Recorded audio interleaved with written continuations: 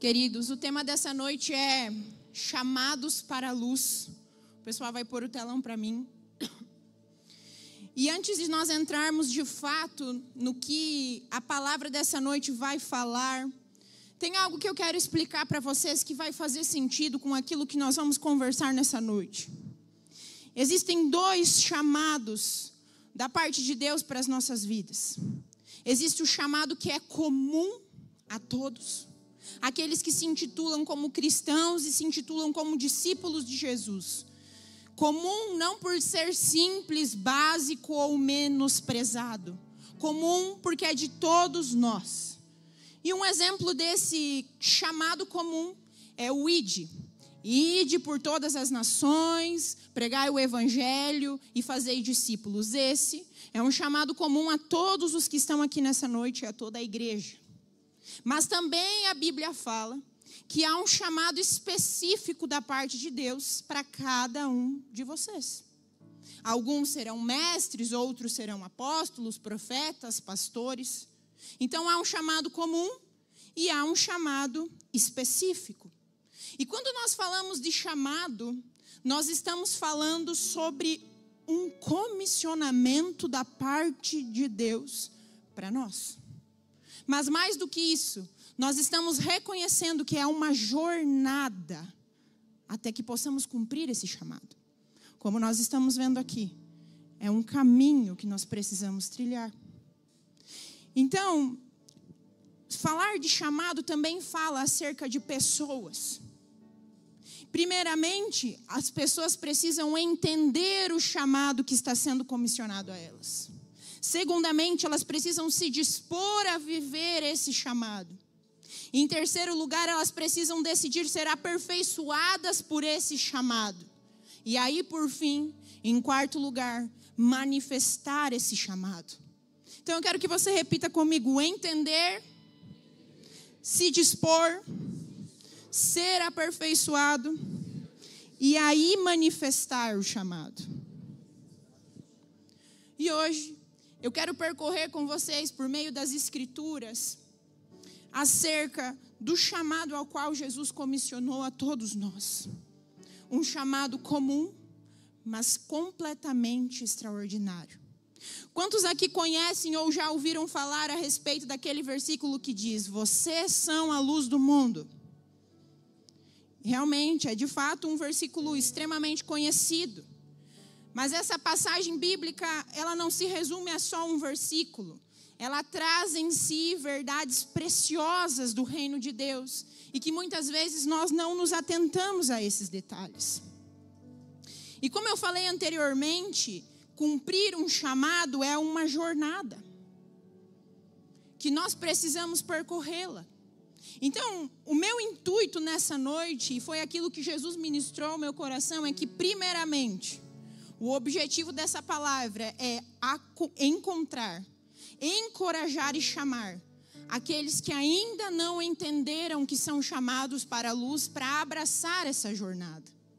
E em segundo lugar, para aqueles que já vivem esse caminho, esse percurso, essa jornada, possam entender em que nível e em que estágio estão vivendo esse chamado para a luz que Deus tem para as nossas vidas. Portanto, eu quero que nesse momento você feche os seus olhos, você coloque a mão no seu coração e ore a Deus. Espírito Santo de Deus, essa é a sua igreja e essa é a sua palavra. Palavra a qual transforma as nossas realidades, a nossa vida, aquela que traz sentido para tudo que somos e para tudo que fomos chamados para ser. Pai, que as nossas expectativas não estejam aqui numa pessoa, num louvor, mas que as nossas expectativas estejam no que o Senhor tem para nós.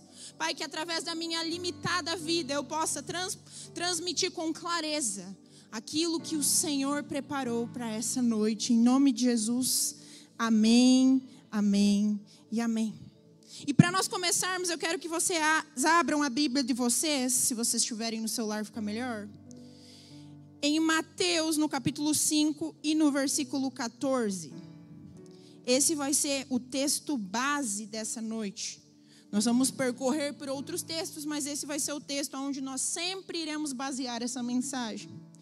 E o que diz aqui é o seguinte: vocês são a luz do mundo.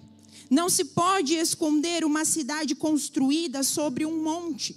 E também, ninguém acende uma candeia e a coloca debaixo de uma vasilha.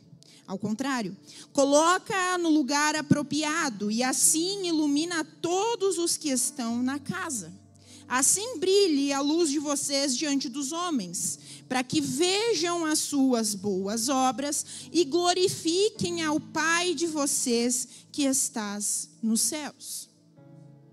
Então, o que nós vemos aqui é que Jesus nos chamou para sermos a luz do mundo. Para que através das nossas boas obras, nós possamos glorificar ao Pai por meio da nossa conduta. E é justamente sobre isso que nós vamos conversar de forma minuciosa nessa noite. Porque nós precisamos nos atentar à riqueza que há nesse texto.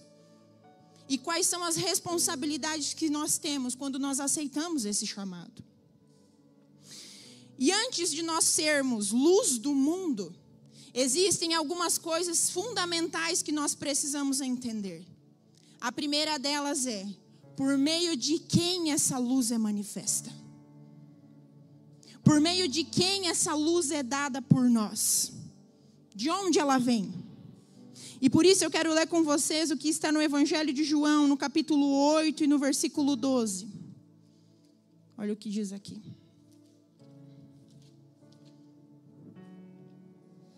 Falando novamente ao povo, Jesus disse: eu sou a luz do mundo. Quem me segue nunca andará em trevas, mas terá a luz da vida.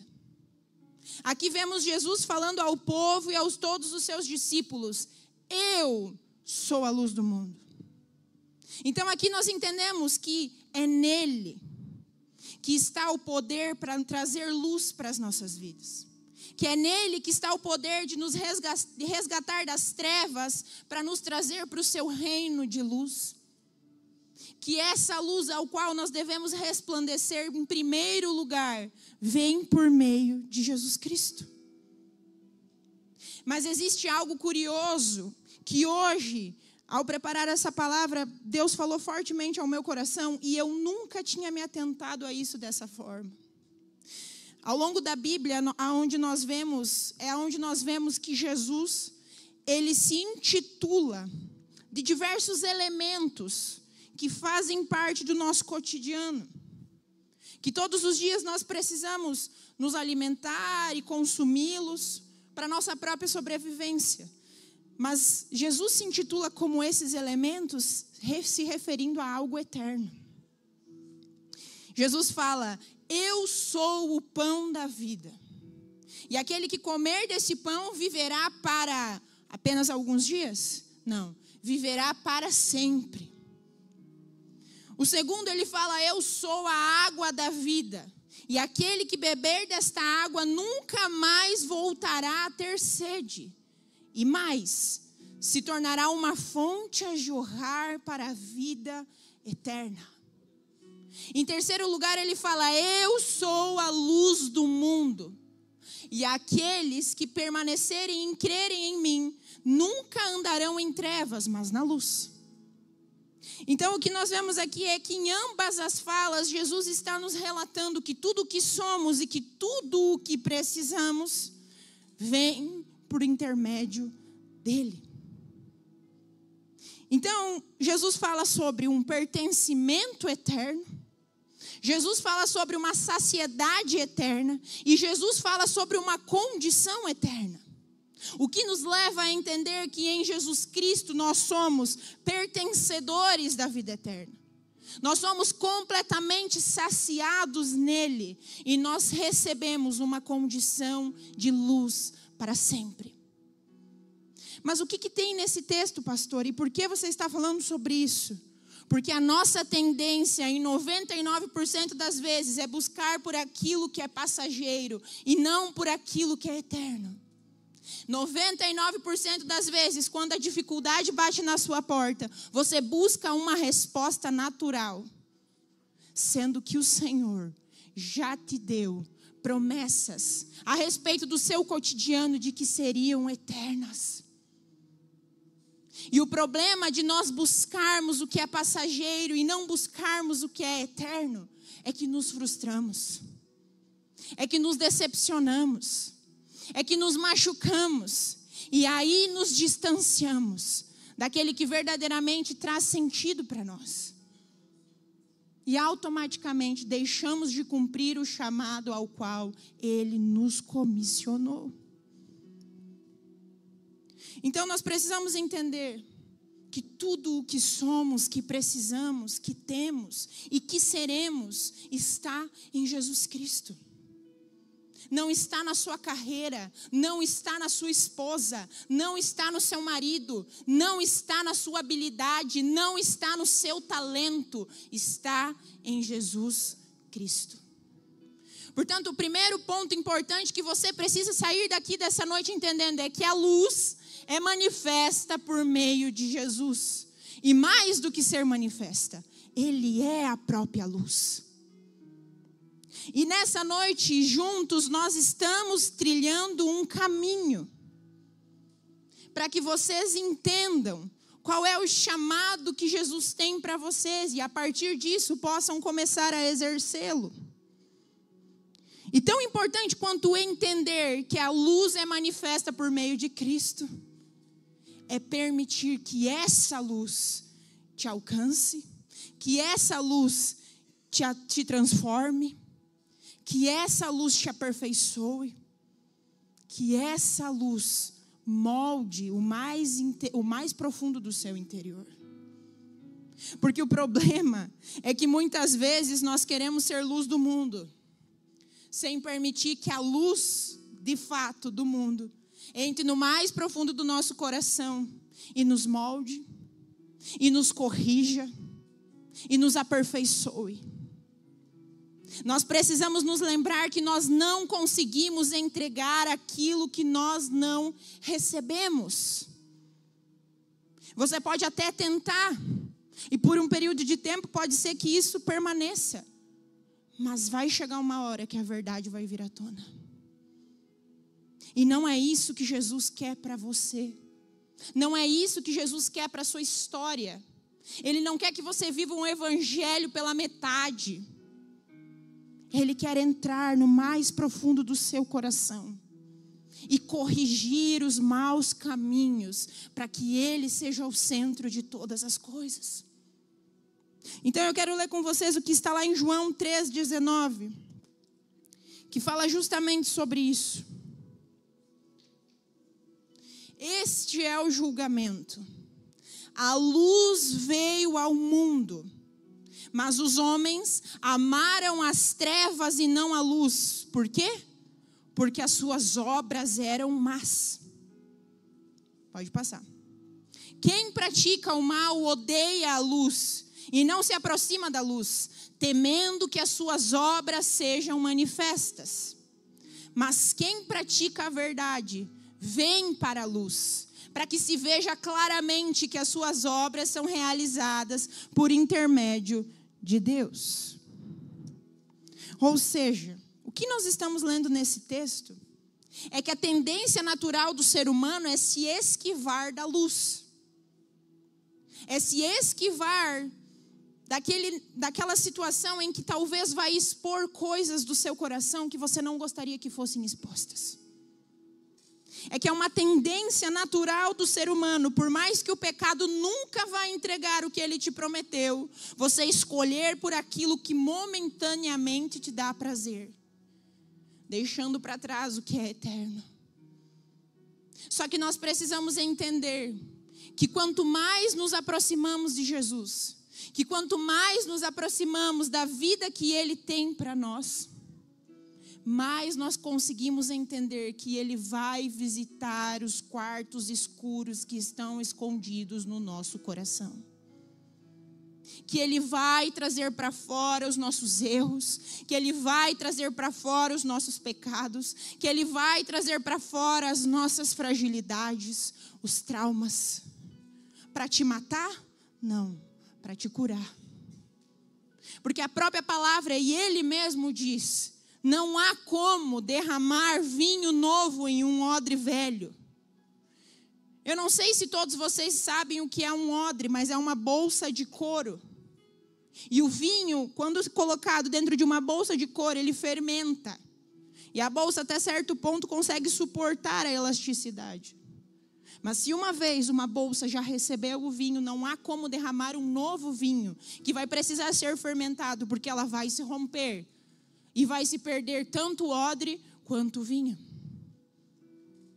Então o vinho novo, que você tanto busca da parte de Deus, e que nós tanto queremos receber, só consegue ser derramado quando você aceita que você precisa de uma nova forma.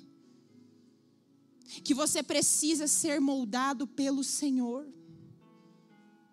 Nós precisamos entender que nós somos vasos na mão do oleiro. E quando somos vasos, o vaso não escolhe qual é a sua forma. O vaso não escolhe qual é a sua função. O vaso não escolhe qual é o seu talento, qual é o seu dom. O vaso se coloca nas mãos do oleiro, que é aquele que sabe como ele deve ser. Portanto, nesse caminho e nesse percurso, para que possamos cumprir o chamado para a luz que Jesus nos chama, nós vamos precisar ser expostos.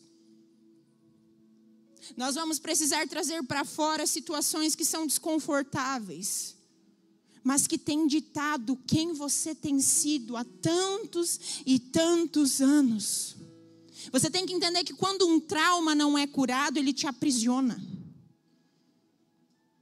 E muitas vezes nós não nos damos conta disso. Então o Senhor vai começar a mexer no seu interior. E quantas vezes, em cafés, em conversas, eu já ouvi pessoas me dizendo: pastora, entreguei a minha vida para Jesus e parece que tudo virou de perna para o ar. Entreguei a minha vida para Jesus e parece que o meu esposo ficou muito orgulhoso. Entreguei a minha vida para Jesus e fui demitido do meu trabalho. Aí você pensa, como assim? Melhor ter ficado sem entregar a vida para o Senhor. Mas é porque quando nós estamos nas trevas, as trevas não nos incomodam. Nós nos acostumamos com ela. Só que a partir do momento em que o Espírito Santo de Deus adentra em nossos corações, é impossível permanecermos no mesmo erro e da mesma forma. Então é por isso que as coisas começam a vir à tona. E aí você começa a perceber que orgulhoso não é seu esposo, talvez seja a raiz de rejeição que há dentro de você, porque o seu pai nunca soube te dizer não. Aí você começa a perceber que aquele emprego já não fazia mais sentido há muito tempo, mas por uma necessidade financeira você tinha se colocado e submetido a coisas que você não precisava. Aí você entende que as coisas que estavam de perna para o ar, na realidade, nunca deveriam ter estado na sua história. E eu quero contar para vocês um breve testemunho de uma das coisas que aconteceu comigo, justamente em relação a isso, em relação a Deus mexer no mais profundo do nosso coração. Teve uma vez em que eu e o Vini ainda namorávamos, nós estávamos noivos, na verdade, e nós estávamos fazendo o curso de noivos aqui da igreja. Até, inclusive, eu recomendo que aqueles que não casaram ainda façam, porque é extraordinário. E uma das lições era sobre perdão. E até então, eu carregava em mim, isso há 2 anos atrás, uma insegurança muito grande, desde pequena. Então, as pessoas que eram próximas a mim naquela época, o Vini vai bem se lembrar disso, qualquer coisa que acontecia era: tá tudo bem? Eu te fiz alguma coisa? Me desculpa se eu te incomodei. Às vezes eu ligava 3, 4, 5 vezes para o Vini durante o dia. Pedia: está tudo bem? Porque eu carregava em mim uma insegurança anormal. E eu não sabia qual era a raiz daquilo. Até que nessa lição sobre perdão, dizia para que você orasse, para que Deus trouxesse a luz e clareza as situações que nunca tiveram sido claras para você. É uma oração perigosa, quem fez sabe. Porque vem, aparece. E eu orei. E quando eu orei, Deus me trouxe a situação exatamente como ela havia acontecido. Deus me levou para quando eu tinha 8 anos de idade. E os meus pais, eles trabalhavam muito porque eles sempre quiseram dar o melhor para mim e para minha irmã. Aquilo que eles não tiveram era aquilo que eles mais buscavam nos oferecer. Só que muitas vezes o material não supre, na verdade, em todas as vezes o material não supre o que o emocional pode te proporcionar. Então, naquela época, os meus pais tinham 2 empregos cada um, e a minha mãe ainda fazia faculdade, então eu mal via eles. Então, essa ausência começou a gerar em mim algumas coisas, e até aí eu sabia.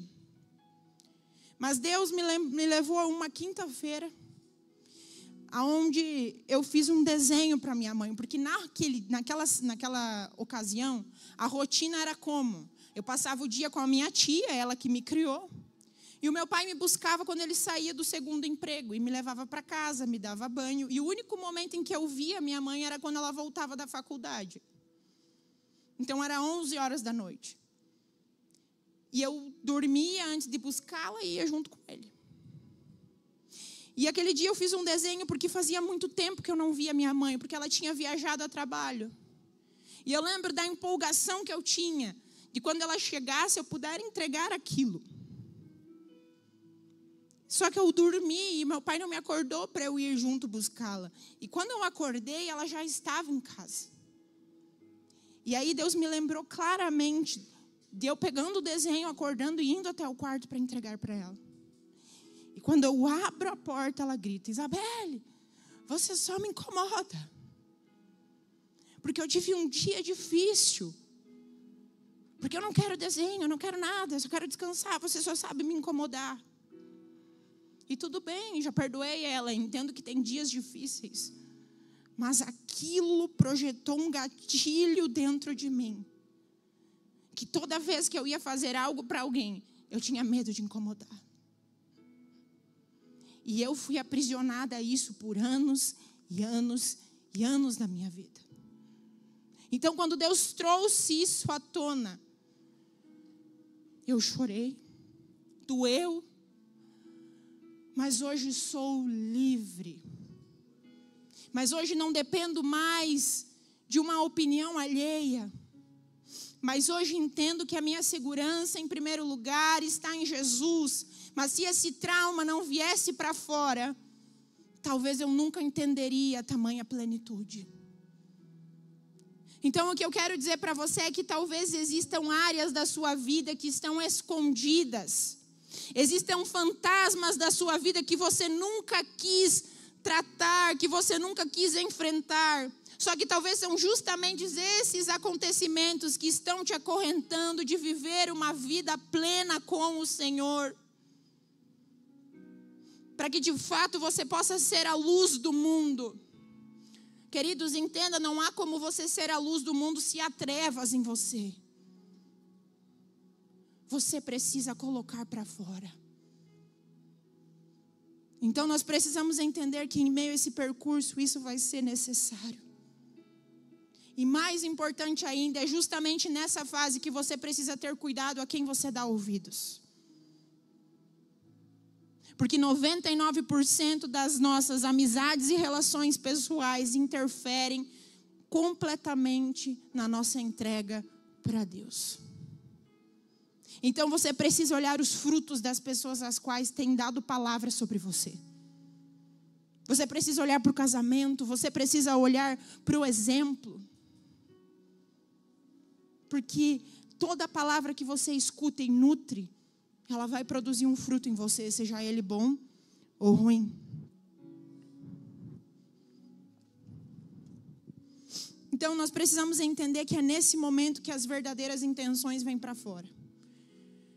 E é um momento de, às vezes, muita dúvida, muito questionamento, porque você está saindo do período de ser baseado no que os teus traumas te diziam para se basear naquilo que o Senhor diz. E aí é uma fase de aprendizado. É nesse momento que você tem que se apegar com Deus. Porque por muito pouco você está perto daquilo que Deus tem para você com toda a plenitude. Queridos, nós precisamos entender que é preciso iluminar a nossa alma. Que é preciso expor as nossas falhas, os nossos traumas, para que nós possamos ser curados. Você precisa entender que nesse período você vai ter que perdoar pessoas, ressignificar perdas. E olhar para dentro de si e ver que talvez aquilo que você acha que é nada a ver, é justamente o que tem destruído a sua casa, a sua família, o seu ministério e a sua vida com Deus. Entendendo então que à medida que você vai sendo curado, que à medida que você vai sendo exposto, que à medida que você vai dando espaço para Jesus, você começa a entender que até mesmo aquelas situações que foram motivos de grande treva na sua vida, servirão como um bom testemunho para a bondade e a misericórdia de Deus terem te acompanhado até aqui. Então é uma mudança de perspectiva. Nós não fomos chamados para permanecer nas trevas. Nós fomos chamados para andar na luz. E a luz vai expor, a luz vai trazer clareza, mas a luz vai te reposicionar onde você verdadeiramente deve estar e quem você verdadeiramente precisa ser. Só que você só consegue andar nessa luz quando nós damos espaço para que ela nos transforme. E quando a Bíblia fala a respeito de luz, a Bíblia está falando sobre revelação. Por quê, pastora? Porque Jesus foi chamado de luz do mundo? Porque ele revelava o Pai. Em João, no capítulo 12, no versículo 45 e 46, diz: quem vê a mim, vê aquele que me enviou. Eu vim como luz para o mundo, a fim de que todo aquele que crer em mim não permaneça nas trevas. Então o que nós entendemos aqui é que ser luz, diante da declaração de Jesus, é ter a capacidade de demonstrar o Pai e revelar o Pai através dos seus feitos, através da sua conduta, através das suas ações. E entender que Jesus veio para revelar o Pai e por isso era a luz do mundo, nos ajuda a entender qual é a nossa responsabilidade mediante ao comissionamento que Ele está fazendo para nós nessa noite. Que é revelar o Pai através das nossas boas obras. Quando falamos de boas obras, não estou falando de dar cesta básica, não estou falando de ser generosa, não estou falando de dar esmolas. Estou falando de uma vida pautada nos princípios que Deus estabeleceu para a sua igreja.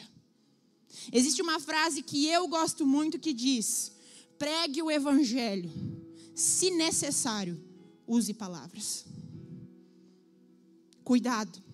Às vezes nós estamos falando muito, mas as nossas atitudes sempre vão falar muito mais alto do que as nossas palavras. Então é através da nossa conduta que as pessoas precisam ver Jesus através de nós. É através da nossa conduta que o Pai que está no céu será glorificado e será revelado ao mundo.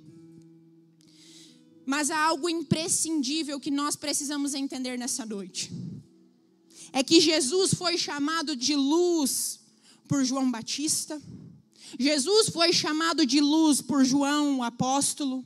Jesus mesmo se auto-intitula como eu sou a luz do mundo. E é esse mesmo Jesus que diz para mim e para você e para a sua igreja: vocês são a luz do mundo.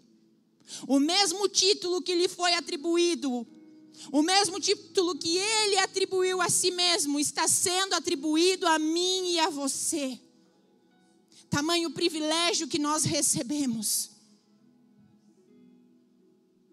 O mesmo título que Jesus teve quando estava nessa terra é o título que está sobre as nossas vidas. Sejam luz do mundo.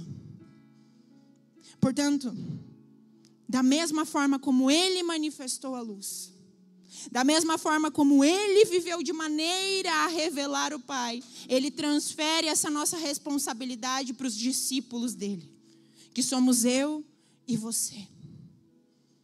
Para que esse mundo possa ver o Pai. Agora eu quero perguntar a vocês: o que nós estamos fazendo mediante a esse chamado? De que forma nós estamos respondendo a tamanho privilégio? Será que nós estamos de fato revelando ao Pai por meio das nossas obras? Será que nós ainda não estamos amando mais as trevas do que a luz? Jesus não está te chamando para viver pela metade. Jesus não está te chamando para viver de aparência. Jesus está te chamando para um verdadeiro evangelho, que é de dentro para fora. À medida que Deus fazer dentro de você, vai ser impossível não ver o que Deus está fazendo na sua história.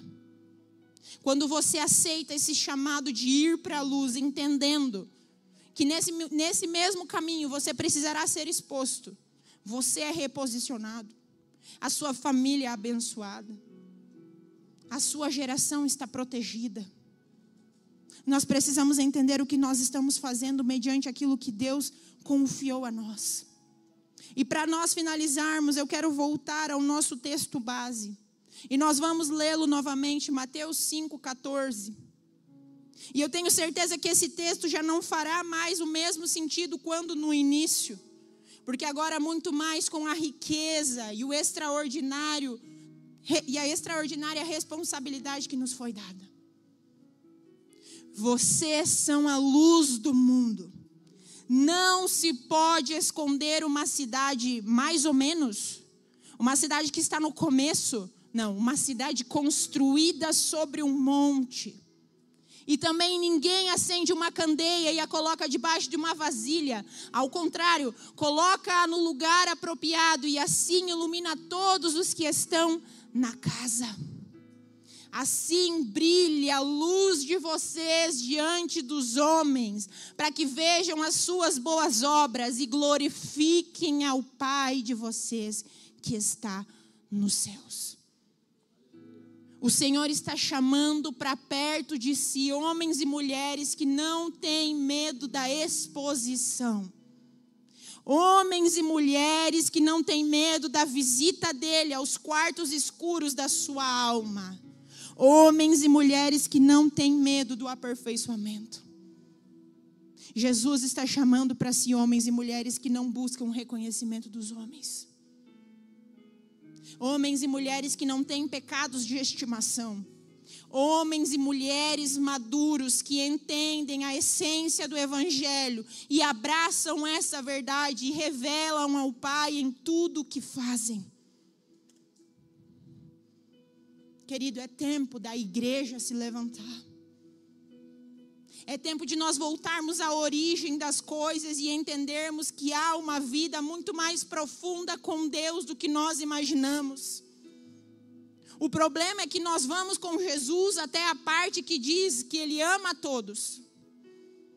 Até a parte que diz que Ele tem um plano e um propósito para você. Até a parte que Ele te abençoa com um carro, até a parte que Ele te abençoa com uma casa, e não há mal nenhum nisso, mas o problema é que muitos param aí.